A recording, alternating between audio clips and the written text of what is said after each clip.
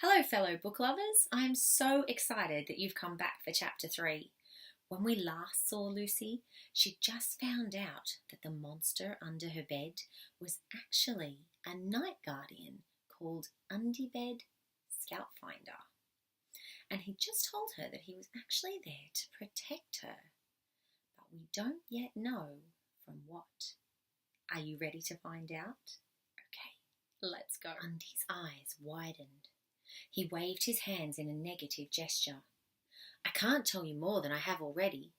The peoples are not supposed to know, not supposed to look. The Night Council is the very most secret of secrets.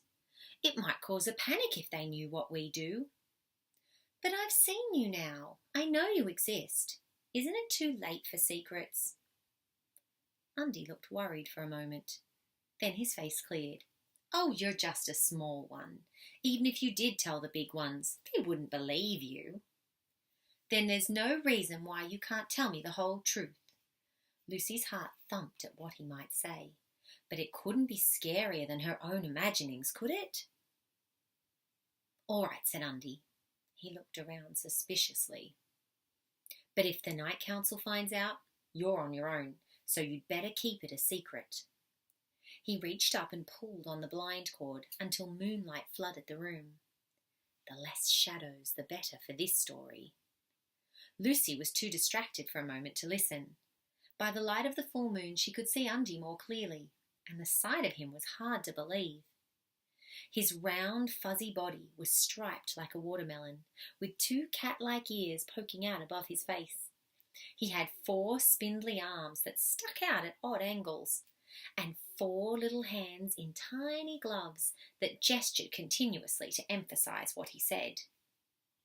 His skinny legs, like pipe cleaners with knees, looked barely able to lift the chunky boots on his feet.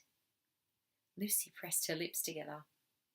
She had a habit of laughing at the worst moments, and the very idea of sitting in bed busting to do a wee while this weird little creature spoke so seriously was enough to send her almost hysterical with giggles.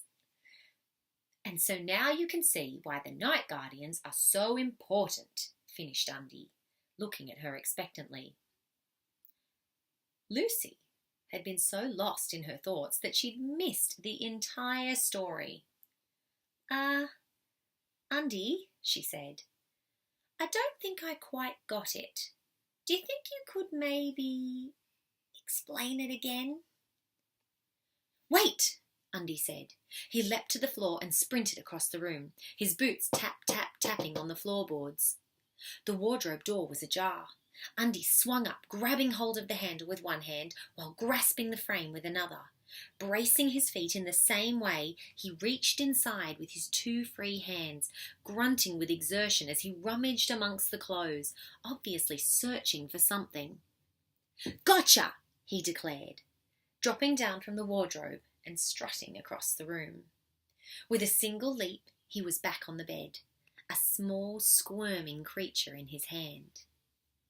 This should explain it, Undy stated, holding out the creature for Lucy to see. Lucy peered at the creature in Undy's hand. It looked like a moth, with grey spotted wings.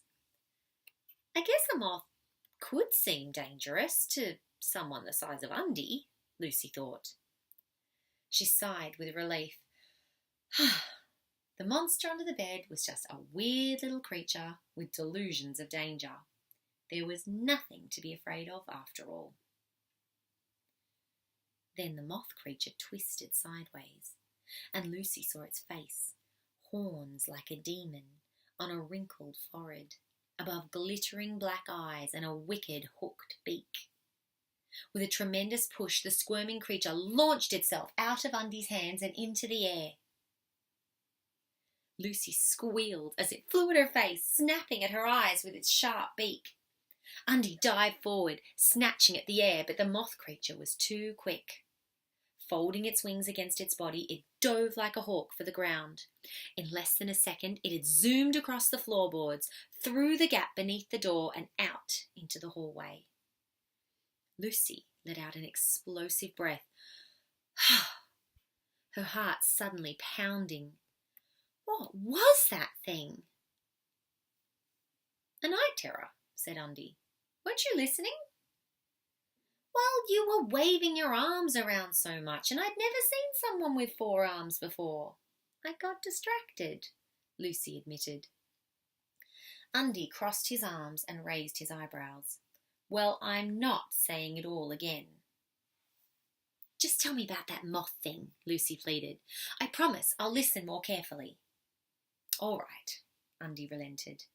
Now that the secret was out, he seemed to be keen to show off what he knew. That was a Voldoth, part vulture, part moth, with a little demon thrown in.